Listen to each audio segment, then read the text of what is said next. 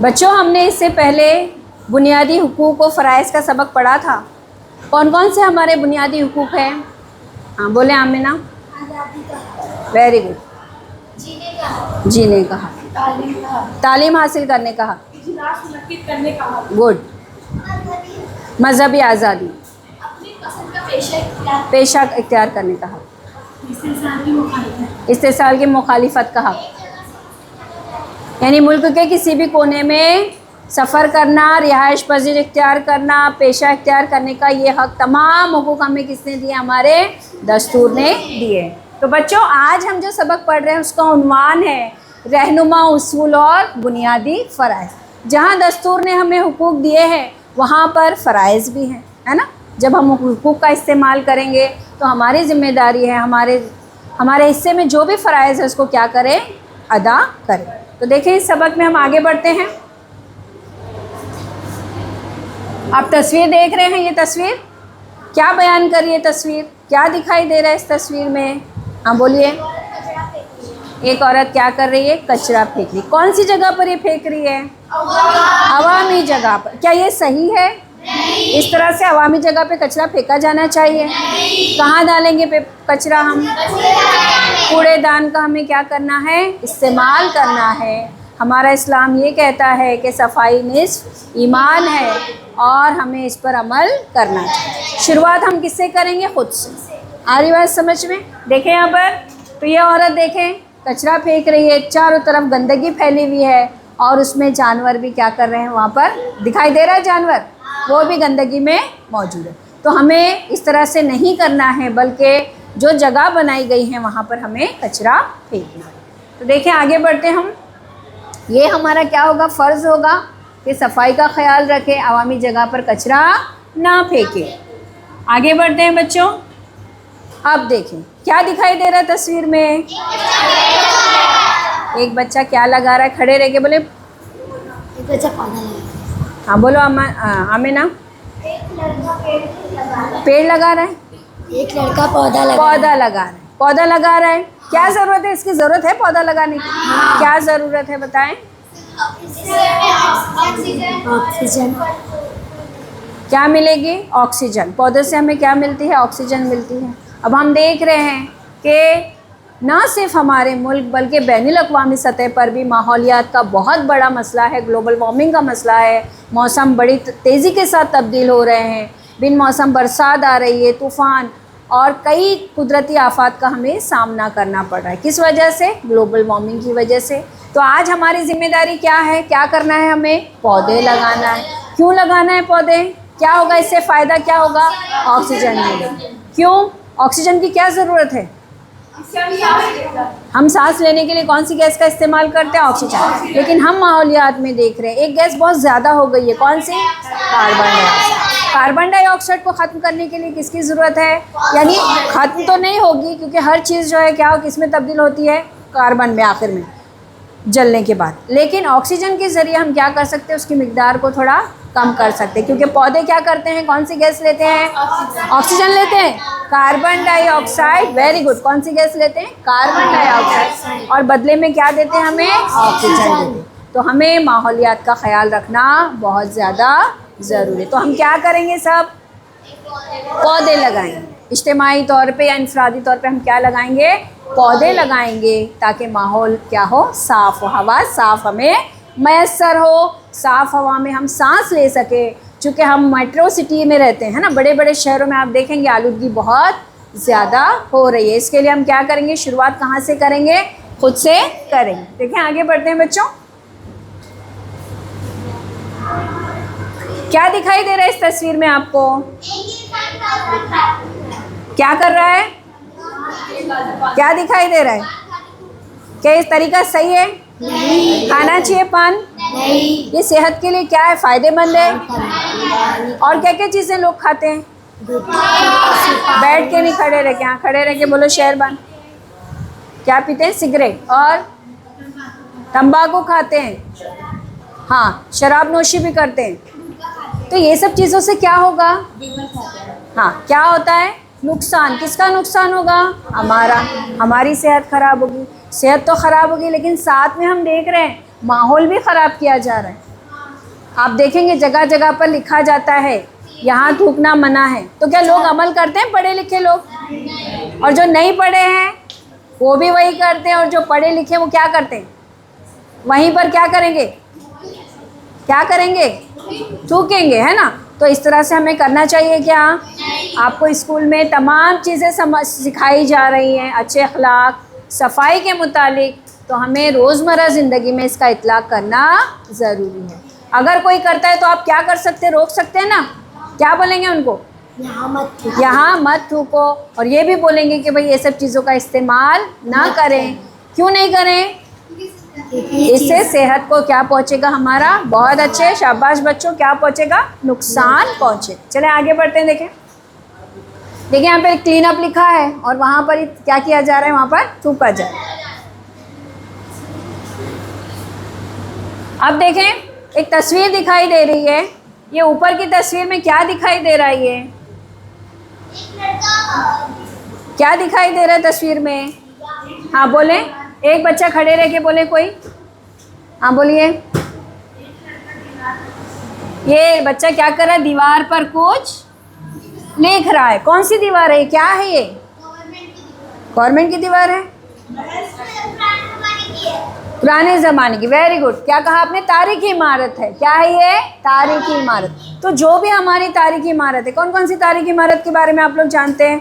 एक एक बोलें।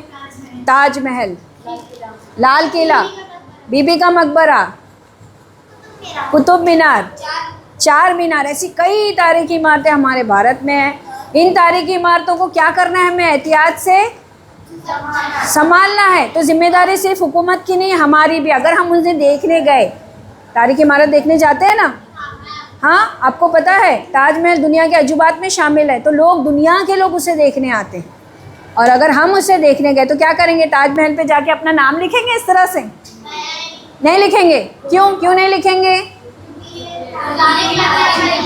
हाँ क्या बोले? ये तारीखी इमारत है, इसकी हिफाजत करने की जिम्मेदारी भी किसकी होगी? हमारी होगी। हम इसकी क्या करें? हिफाजत करें, ताकि आप देख रहे हैं, आने वाली नस्लें भी तो देखेगी।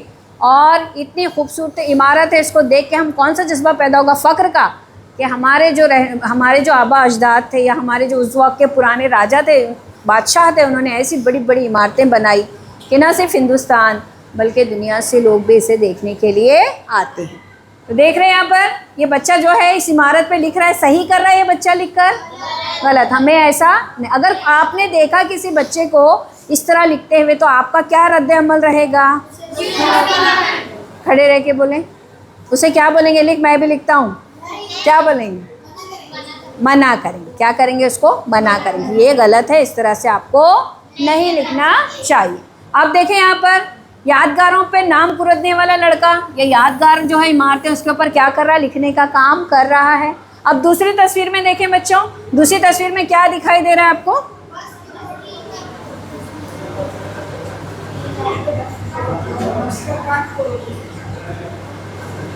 हाँ, तस्वीर में क्या दिखाई दे रहा है यहाँ पर दूसरी तस्वीर में? हाँ बोलिए। क्या कर रहे हैं बच्चे? उस पर पत्थर फेंक रहे। और क्या दिखाई दे रहा है? हाँ बोलो इब्राहिम, क्या दिखाई दे रहा है तस्वीर पर? बस को क्या कर रहे हैं? बस के शीशे तोड़ रहे हैं। वेरी गुड, बस के शीशे तोड़ रहे हैं।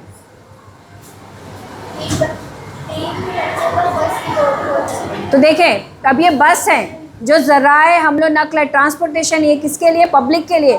बसें हैं, ट्रेनें हैं, ये सब क्या है? पब्लिक प्रॉपर्टीज़ है, अवामी मिल्कियत है। तो इसकी ज़िम्मेदारी किसके ऊपर होगी? अवाम पर, कि हम इन चीज़ों को क्या करें? संभाल कर इस्तेमाल करें। एक अगर दंगे फसाद हो रहे हैं, कुछ हो रहा है, तो हमारी ज़िम्मेदारी ये नहीं कि कोई तोड़ फोड़ कर रहा है तो चलो मैं भी तोड़ फोड़ कर लूँ। उन्हें हमें क्या करेंगे? वेरी गुड, क्योंकि ये किसकी है? ये हमारी चीज़ें। हम अपने घरों की चीज़ों को तोड़ेंगे क्या? तोड़ेंगे, नुकसान करेंगे हम अपना। तो ये जो कर रहे हैं, ये सही कर रही है? ये भी क्या कर रहे हैं? नुकसान कर रहे हैं। किसका नुकसान कर रहे हैं? आवाम का। आवाम यानी हम, हमारा ही नुकसान है। हाँ, अभी हुकूमत जो भी चीज़ें बनाती है, किसके ज़रिए? टैक्स के ज़रिए ही बनाई जाती है। जो टैक्स का पैसा आता है वही इस्तेमाल किया जाता है। और चीज़ें बनाई जाती है आवाम की सहूलियत के लिए।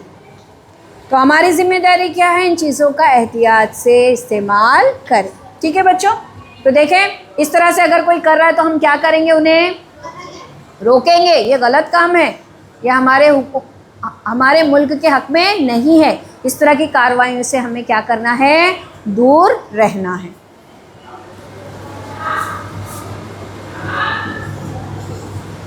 अब देखें रहनुमा उसूल, दस्तूर। दस्तूर यानी क्या, कानून। हर मुल्क का अपना दस्तूर होता है और उसके हिसाब से हमारा मुल्क चलता है ना। हमारा मुल्क, पहले अंग्रेज़ थे हमारे मुल्क में, उनका दस्तूर चलता था। आज़ादी के बाद हमारे रहनुमाओं ने हमारा दस्तूर बनाया। हमारे दस्तूर बनाने में सबसे अहम किरदार किसने अदा किया, इसलिए डॉक्टर बाबा साहब अम्बेडकर को भारत के दस्तूर का मेमार कहा जाता है। दस्तूर ने हमें बहुत से हुकूक दिए हैं और जहाँ हुकूक है वहाँ फ़राइज़ है। हमें हुकूक का तो हम इस्तेमाल करके तरक्की कर सकते हैं और फ़राइज़ की भी अदायगी हमें करनी चाहिए। तो देखिए बच्चों, यहाँ पर दस्तूर की तमहीद, तमहीद किसे कहेंगे, आप पढ़ते हैं दस्तूर की तमहीद, हाँ देखें यहाँ पर दस्तूर की तमहीद। कौन पढ़ेगा दस्तूर की तमहीद, किसे याद है, आ जाओ शेर बानो, पढ़ के सुनाओ। दस्तूर की तमहीद याद है, ये दस्तूर की तमहीद क्या है, भारत के अवाम मतदान संजीदगी से अर्ज करते हैं कि हम भारत को एक मुस्तकिल समाजवादी गैर मजहबी अवामी जमहूरियत बनाए और इसके तमाम शहरियों के लिए हासिल करें। इंसाफ, समाजी, माशी और सियासी आज़ादी, इज़हार ख्याल, अक़ीदा, दीन और इबादत, मज़हब, बाइकाट, हैसियत और मौके और इन सब में अख़ुवत को तरक्की दे, जिससे बल्कि और पब्लिक साझा का टेक्नोलॉजी में इंसाफ असेंबली में आज 26 नवंबर 1949 को न्याय करते हैं और अपने आप पर नाफिज करते हैं। तालियां बजाएं ज़ोर से, बहुत अच्छे। तो देखिए बच्चों, ये हमारे दस्तूर की तमहीद है, उसमें तमाम चीज़ें बता दी गई। दस्तूर की तमहीद क्या है, हमारे दस्तूर का जो निचोड़ है वो कॉन्स्टिट्यूशन ऑफ इंडिया, ये क्या है, हमारे मुल्क की कौमी किताब। हर एक की अपनी मजहबी किताब है, इसी तरह ये कौमी किताब है, यानी पूरे मुल्क के लिए एक ही। तो इसमें किस बात के ऊपर ध्यान दिया गया है, ये रहनुमा उसूल क्या करते हैं, रहनुमा उसूल का मतलब क्या है, रहनुमा उसूल जो हैं वो दस्तूर की तमहीद में जो दर्ज मकासिद है उसकी वजाहत करते हैं और हमारी रहनुमाई करते हैं। इसे क्या कहते हैं, रहनुमा उसूल। पढ़े कोई बच्ची रहनुमा उसूल, हाँ पढ़े आसफिया। वजाहत के ताल्लुक से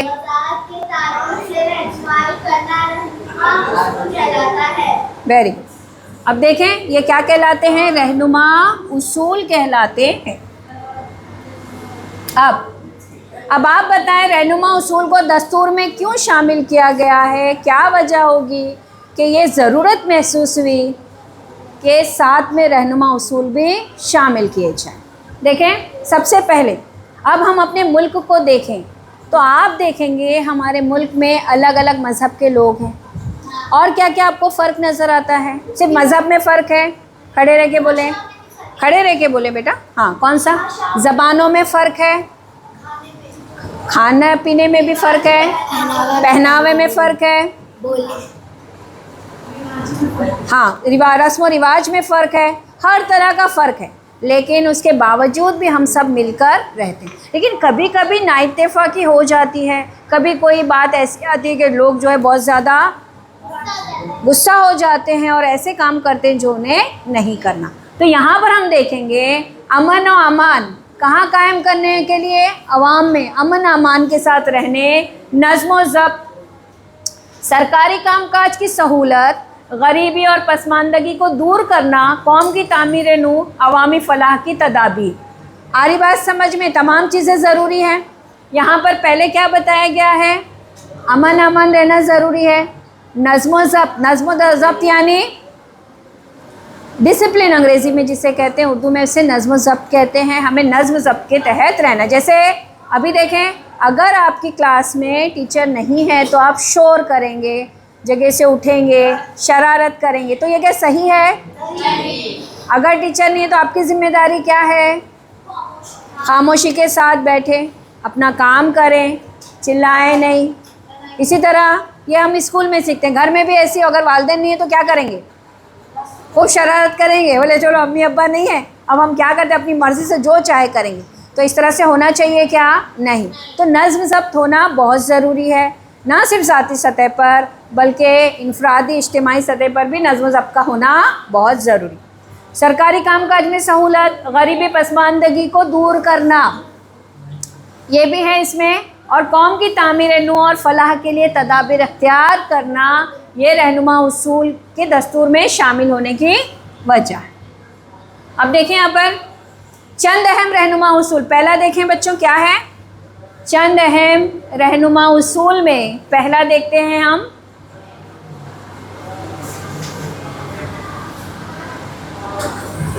नंबर 1 क्या है? पहला, तमाम लोगों को रोज़गार के वसाइल मुहैया करना। अब हम देखेंगे कि हमारी बुनियादी ज़रूरियात रोटी, कपड़ा, मकान, तालीम, हिफ्ज़ान सेहत और रोज़गार, यानी हुकूमत की ज़िम्मेदारी है रोज़गार के ज़राए भी मुहैया कराएं। अब तस्वीर में क्या दिखाई दे रहा है आपको? ये पहली तस्वीर में एक आदमी क्या कर रहा है वो? यानी दोनों काम कर रहे हैं, कोई काम छोटा बड़ा है क्या? नहीं, बल्कि तमाम काम क्या है? एक ही अहमियत के हामिल है, रोज़गार। तो यहाँ पर हम तस्वीर में देख रहे हैं तमाम लोगों को रोज़गार के वसाइल मुहैया करना। ये किसकी ज़िम्मेदारी है? हुकूमत की ज़िम्मेदारी है कि रोज़गार के वसाइल पैदा करे ताकि लोगों को क्या मिले? काम मिल सके और वो काम कर सके। दूसरा, औरतों और मर्दों को यकसा काम की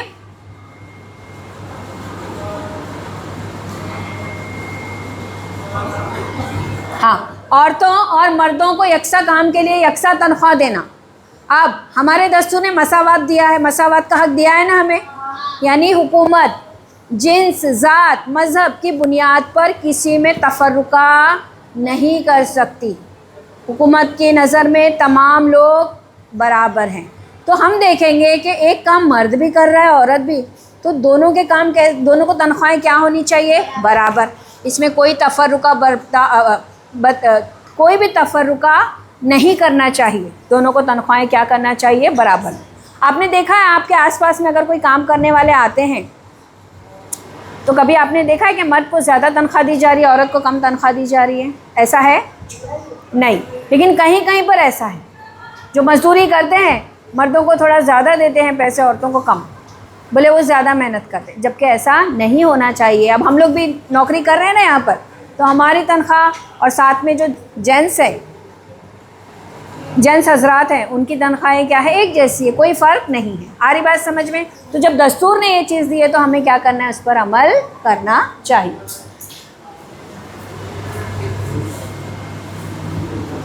दूसरा, अवाम की सेहत की तदाबीर। अब आपने देखा कोविड के ज़माने में जब बीमारी फैली तो हुकूमत ने क्या किया? टीकों का इंतज़ाम। बोले बेटा, हाँ खड़े रह के बोले शबीना, वेरी गुड। वैक्सीन का इंतज़ाम किया। अब वहाँ पे देखिए, अब मरकज़ी हुकूमत भी काम कर रही थी, रियासती हुकूमत भी काम कर रही थी, मुकामी खुद इख्तियारी हुकूमत भी, सब अपने अपने जगह पे क्या कर रहे थे? एहतियात कर रहे थे क्या नहीं? कि किसी तरह ये बीमारी से क्या हो? बचा जा सके, उसके बीमारी को दूर करने की तदाबीर अख्तियार की गई ताकि ये बीमारी से हम क्या हो? बच सकें। इसके लिए आप देखिए हुकूमत ने टीकों का इंतज़ाम किया, सफाई का इंतज़ाम। आप देखिए मोहल्ले में दवाएं वगैरह भी छिड़काव किया जा रहा था क्या नहीं? लॉकडाउन लगा दिया गया था सब लोगों को घर में, क्योंकि घर में रहेंगे तो बीमारी बाहर नहीं निकलेगी, वहीं का वहीं क्या होगी? ख़त्म होगी। आवाम की सेहत की तदाबीर, आपने अभी भी देखा होगा कि आपके इलाके में पोलियो के डोज देने के लिए औरतें आती हैं ना, छोटे छोटे बच्चों को, फिर औरतों को दवाएं वगैरह भी हुकूमत की जानिब से मुफ्त दी जाती है। यानी हुकूमत जो है क्या करती है कि आवाम की सेहत का ख्याल रखने के लिए, बीमारियों को दूर रखने के लिए दवाओं का एहतमाम करती है ताकि इसका फ़ायदा सबको पहुँचे। अब यहाँ पर आप देख रहे हैं क्या दिखाई दे रहा है तस्वीर में? डॉक्टर क्या कर रहा है? चेकअप कर रहा है किसका? बच्चों। इसके अलावा आप देखें नीचे की तस्वीर में क्या दिखा रहा है? चौथा, पहला, तीसरा वाला क्या था? आवाम की सेहत की तदाबीर करना। चौथा, माहौलियात का तहफ़्फ़ुज़ करना। कैसे करेंगे माहौलियात का तहफ़्फ़ुज़? दरख्त लगा के, दरख्त लगाना, दरख्त को शजर भी कहते हैं उर्दू में। शजर, स्कूलों में भी आपने देखा शजरकारी की मुहिम चलाई गई, याद है आप लोगों को? घरों से आपको बोला गया भाई एक पौधा लगा के लेके आना है। ये भी सरगर्मी स्कूल में कराई गई ताकि आपको ना सिर्फ स्कूल में बल्कि अपने घरों में भी पौधे लगाएं और ना सिर्फ आप लगाएं बल्कि आप अपने भाई बहन, दोस्तों, पड़ोसियों को भी बताएं पौधों की अहमियत कि आज क्यों ज़रूरी है शजरकारी, ताकि माहौल क्या हो सके, साफ़ हो सके। तो आगे बढ़ते हैं बच्चों हम। अब देखिए तस्वीर दिखाई दे रही है, क्या दिखाई दे रहा है आपको? ताजमहल।